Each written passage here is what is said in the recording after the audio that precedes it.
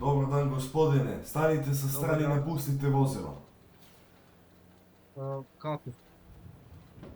Stanite sa strane i napustite vozilo. Čekajte samo sekund da isključim Discord.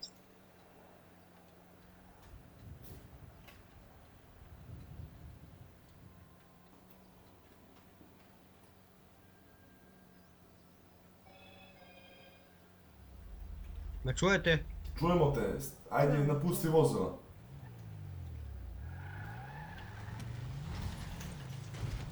Ništa, posle 3 zaustavimo.